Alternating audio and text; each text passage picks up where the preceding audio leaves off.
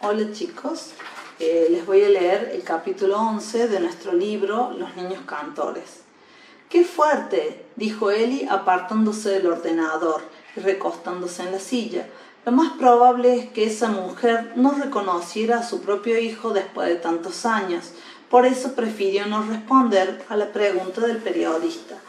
Nacho cerró la página del Melbourne Herald y continuó tecleando entradas en la barra del buscador de Google. Era una suerte que la mayoría de los periódicos hubieran digitalizado sus archivos. Con un poco de pericia, introduciendo las palabras adecuadas, uno termina por encontrar noticias hasta de los más remotos acontecimientos del pasado. Ellos dos no se defendían del todo mal en inglés y con la ayuda del diccionario podían enterarse de lo que leían en la pantalla del ordenador. Resultaba fascinante todo lo que habían averiguado sobre aquel hombre, Gustav Slapper, cuya historia había atravesado fugazmente el pasado de la tía L, cuando, de pequeña, escuchó la noticia de aquel reencuentro en Australia. La red había arrojado muchos datos. Leyeron que Gustav Slapper, junto con los otros niños del coro, había sido conducido a Melbourne, donde fue adoptado por una familia de origen italiano. «Imagínate el panorama», dijo Ellie. «El pobre no se enteraría de la fiesta. Vete a saber si él hablaba algo de inglés. A lo mejor solo se entendía en alemán. Y para poner peor las cosas, aterriza en una familia donde todos hablaban en italiano. ¿Por qué lo pondrían ahí?» Supongo que al principio nadie sabría cuánto iba a durar la guerra. Tal vez pensaron que no iban a ser más que un par de semanas. A los niños no los podían encerrar en un campo de prisioneros, así que les buscaron familias de acogida hasta que se aclararan las cosas y pudieran volver a Viena. Ah, sí, lo hemos leído sobre el arzobispo de Melbourne, que formó con ellos el coro de no sé qué iglesia. El de la catedral de San Patrick, apuntó Nacho, que aún tenía el dato en la pantalla de la computadora. Imagino que el arzobispo se enteró de lo que pasaba con los niños y pensó que, si él pedía que entraran en su coro, evitaría que se los llevaran a un orfanato. Y luego, casi todos los chicos siguieron cantando en ese coro durante varios años, así que por lo menos estarían en contacto entre ellos. Lo que no entiendo es por qué no regresaron a Viena una vez que acabó la guerra. Al fin y al cabo, no duró tantos años. Nacho rebuscó en su mente, entre sus conocimientos de historia. Era cierto que la guerra en Europa había durado hasta el año 45. Pero recordaba que algo había pasado con Austria.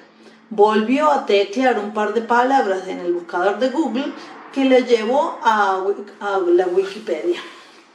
Mira lo que pone aquí, mientras leía en la pantalla a toda velocidad. Viena fue una ciudad ocupada hasta el año 55. Las potencias vencedoras dividieron la ciudad en sectores, un poco como lo que ocurrió en Berlín, y tardaron 10 años en volver a la normalidad. Una vez que la guerra terminó, supongo que, durante ese tiempo, nadie sabía cómo iba a terminar la cosa. Además, piensa que Europa estaba destrozada. Al principio, la gente pasaba hambre. Seguro que los padres de los chicos pensaron que estaban mejor en Australia, por eso no insistieron para que volvieran. Al fin y al cabo, Australia no había sufrido la guerra en su suelo. Así que seguro que las cosas iban mucho mejor que en Viena. Y luego ya sería demasiado tarde. Ellos se habían hecho mayores y en ese país lejano habían construido su vida allí. Como le ocurrió al tal Gustav Slapper, ya que estaba a punto de casarse cuando sus padres viajaron a Melbourne. Es una historia alucinante, ¿verdad? Me alegro de que la tía L me hablara de todo esto. Nacho se quedó callado un momento, fruncía el ceño, como si estuviera pensando algo. Lo que me pregunto es Si ese hombre siguiera vivo, déjame calcular, tendría como unos 85 años, seguiría en Melbourne. Bueno, ya sabes que no hay ningún dato que se resista al indiscreto Google. Y ya me he dado cuenta de que tú eres muy bueno buscando. No tienes más que ponerte en ello. Estoy segura de que darás hasta con la marca de ropa interior que usa el bueno de Gustav. Si es que aún vive, sí.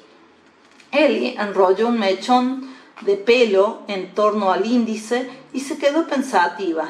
Nacho la miró y se le ocurrió que tenía el pelo muy bonito y que le gustaría decírselo, pero guardó silencio. Un sonido como de campanitas procedente de la ventana interrumpió sus reflexiones y les hizo a los dos darse vuelta a la vez. ¡Amadeus! Ellie se levantó de la silla y se acercó hasta la jaula donde revoloteaba el petirrojo. Por fin se ha decidido a cantar para mí. Con lo calladito que estaba desde que nos has presentado, ya empezaba a pensar de que era mudo. ¡Qué bonito suena! Nacho también se aproximó, se inclinó a los barrotes y comenzó a emitir los silbidos que solía practicar cuando estaba solas con Amadeus.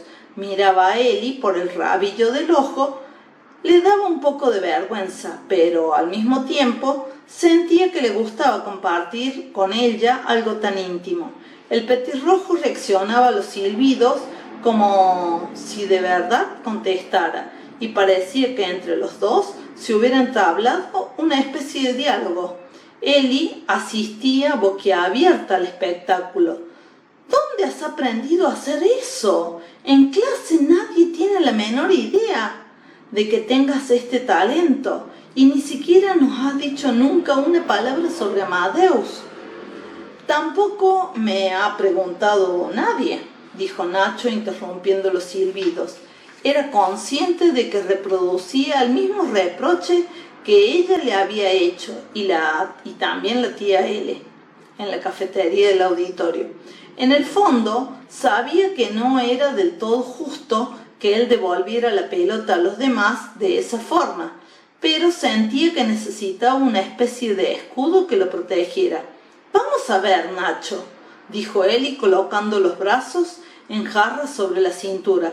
Aclaremos de una vez por todas que eres tú quien se lo busca. ¿Que me busco qué? El estar siempre solo y colgado en los recreos. Te lo buscas un poco, esa es la verdad.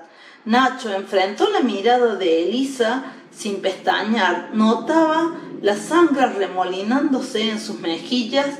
No estaba seguro de que si era causa del enojo o de la vergüenza. No dijo nada, pero sentía un temblor imperceptible en el labio inferior, como un latido involuntario. ¡Nacho!, dijo Ellie acercándose. El tono de la voz había cambiado. Me mato a sonreírte en clase cada vez que me pides un lápiz o una goma. A ver si me haces un poco de caso. Siempre con ganas de que me hables, de que me cuentes algo, qué sé yo.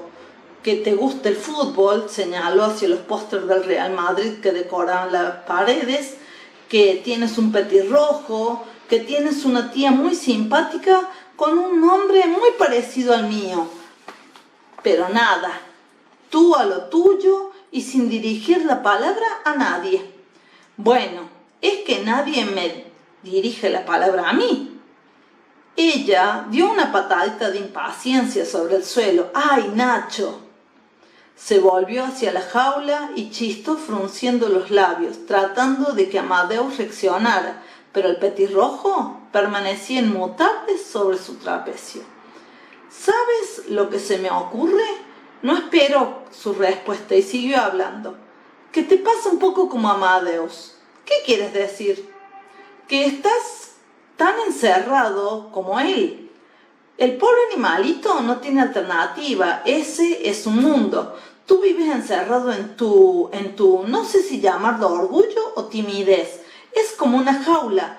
Pero tú, a diferencia de Amadeus, Podrías salir si quieres. Míralo a él. Ofrece lo mejor que tiene, que es su canto. Es como si el pobre se liberara del encierro, sus trinos salen al exterior. Espera, ¿me estás sugiriendo que libere a Amadeus? Eli resopló, luego dio un puñetazo suavecito en el brazo de Nacho, sonreía. No seas tonto, lo estás entendiendo al revés. Bueno, la verdad es que yo misma me he hecho un lío con la comparación o metáfora o como se llame, el símil. Ella volvió a golpear el brazo con los nudillos un poquito más fuerte. Eres un asqueroso sabelotodo. Ahora Nacho sintió que de verdad se ruborizaba. Te has puesto rojo. Va, me pasa a veces, como a todo el mundo, y añadió bajito, y no soy un sabelotodo. Ah, ¿no? Eli cruzó los brazos sobre el pecho y la dio la cabeza. ¿De qué manera no quieres ser un sabelotodo? ¿Y qué quieres ser entonces? Si puede saberse. Nacho se tomó un par de segundos para responder, seguro de que si le hubieran hecho esa pregunta unos días antes, la respuesta le habría salido automática: delantero, centro, guardameta, futbolista, alguna respuesta por el estilo que ahora de pronto le parecía insoportablemente boba e infantil. Inspiró hondo y respondió: yo lo que quiero es ser tu amigo. Y entonces Amadeus volvió a cantar. Nos vemos en el capítulo 12. Un beso a todos, los extraño mucho y por las dudas que pasen un feliz día del trabajador. Besos.